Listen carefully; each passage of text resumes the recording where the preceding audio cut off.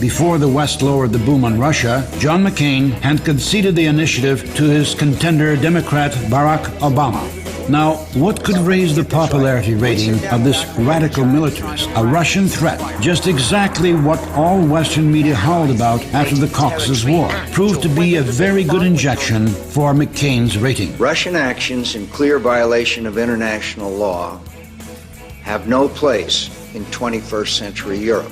1 week after Georgia's incursion into Osetia, the rating of Republican McCain went up, and for the first time in this campaign leveled out with Democrat Obama's rating, and then gained a few points. Now let's see how the rough information war was unleashed in the so-called democratic mass media.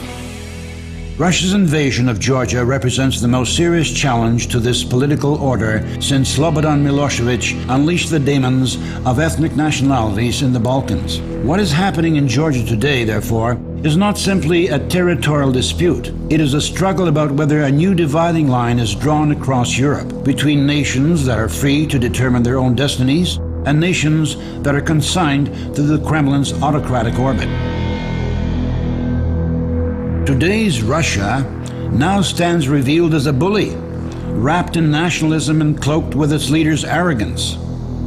Prime Minister Vladimir Putin's adventure in Georgia has produced shock and awe at the sight of tanks, planes, and warships mobilized against a small neighbor.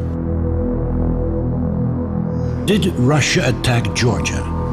Do you still think so? Most likely not, but probably you have a question. Why Russia came to protect South Ossetia? But Saakashvili's regime, killing 66 Russian peacekeepers and 1,692 Russian citizens, committed a crime against Russia.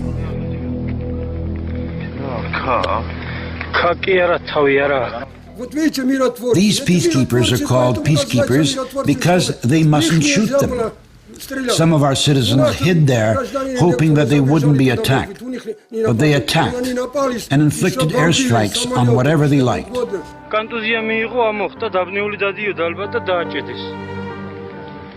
The peacekeepers' mission is to support peace in conflict regions. To kill a peacekeeper is a serious war crime. Even 10 years ago, a weakened Russia might have accepted this blow, but modern Russia is not going to put up with wrong. For each crime, Russia has an adequate response.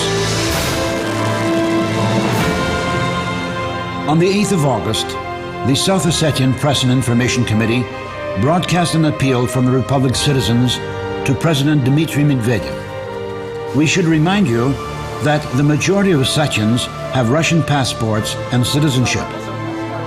These Russians appeal to their president from Tsinval's basements to save their lives, their homes, and their republic. Georgia's acts have caused loss of life, including among Russian peacekeepers. The situation reached the point where Georgian peacekeepers opened fire on the Russian peacekeepers with whom they are supposed to work together to carry out their mission of maintaining peace in this region.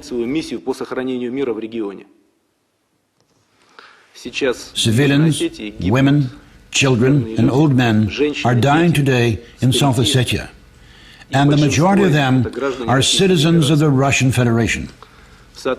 In accordance with the Constitution and the federal laws, as President of the Russian Federation, it is my duty to protect the lives and dignity of Russian citizens wherever they may be.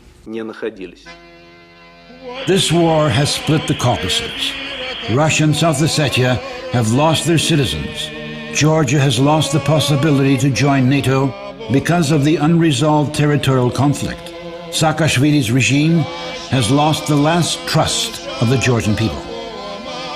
South Ossetia has won its independence, but paid too high a price for it, the price that it was forced to pay. Such a terrible bombing. Look at the city. What does it look like? They used multiple rocket launchers. And what did we have? We didn't have anything, even against the tanks. It wasn't a war. What kind of war was that? To come into a village to the people who have a spade or a hoe as weapons in the so-called war? Really, they were scorched fields, as they called it, clean fields, sweeping everything away, leaving nothing, not even the people of this nation. Nobody fights like this. They are cowards. They attacked old men and women. They are cowards indeed. The task is not to sympathize with us or express a favorable attitude. The task is that this must not happen again, anywhere.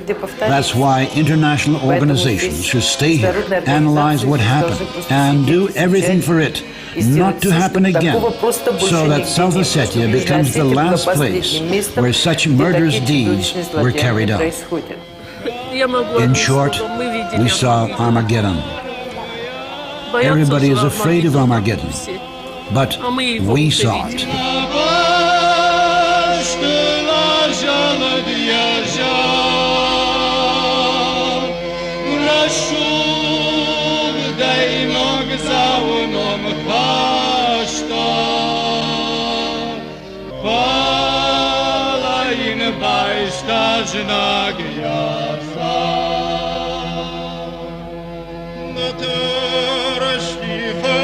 Nog zou